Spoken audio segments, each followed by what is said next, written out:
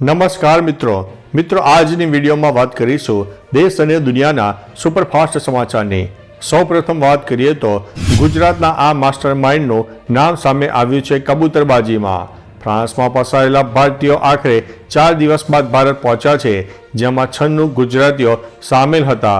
હવે આ મામલે મોટો ખુલાસો થયો છે, જેમાં મહેસાણાના કિરણ પટેલ નામના શખ્સે ગેરકાયદેસર રીતે અમેરિકા લઈ જવાનો પ્લાન કર્યો હોવાનું સામે આવ્યું છે।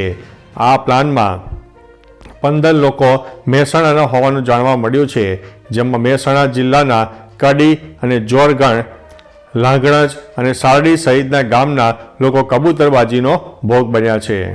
અન્ય મહત્વના સમાચારની વાત કરીએ તો દિલ્હી બન્યું છે ઠંડુગાર। ચારે બાજુ ધુમ્મસ જોવા મળ્યું છે। ઉત્તર ભારતમાં ઠંડીનું જોર વધ્યું છે। દિલ્હીમાં ઠંડીને કારણે વિચિત્ર વાતાવરણ જોવા મળ્યું છે। ચારે બાજુ ધુમ્મસ પણ છવાઈ ગયો છે। પંજાબ અને હરિયાણા કોલ્ડ વેવ એલર્ટ આપી દેવામાં આવ્યું છે।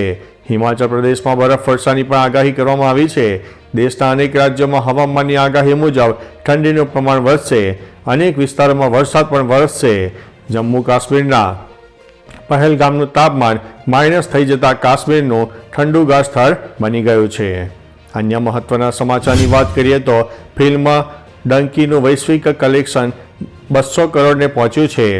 શાહરૂખ ખાનની ફિલ્મ ડંકી ભારતીય બોક્સ ઓફિસ સાથે વૈશ્વિક સ્તરે પર સારી કમાણી કરી રહી છે। ફિલ્મ ડંકીએ ભારતીય બોક્સ ઓફિસ પર રૂપિયા 100 કરોડનો આંકડો પાર કર્યો છે, જ્યારે ફિલ્મે વૈશ્વિક સ્તરે રૂપિયા 211 કરોડની કમાણી કરી છે। સાલાર જેવી મોટી ફિલ્મો સાથે ટકરાવ થવા છતાં ફિલ્મ ડંકી બોક્સ ઓફિસ પર સારો દેખાવ કરી રહી છે। જોકે સાલારને કારણે ડંકીના કલેક્શન પર નેગેટિવ અસર પણ પડી છે। તો ચાલો મિત્રો, ફરીથી દેશ અને દુનિયાના સુપરફાસ્ટ સમાચાર લઈને મળતા રહીશો। ત્યાં સુધી અમને રજા આપશો। નમસ્તે।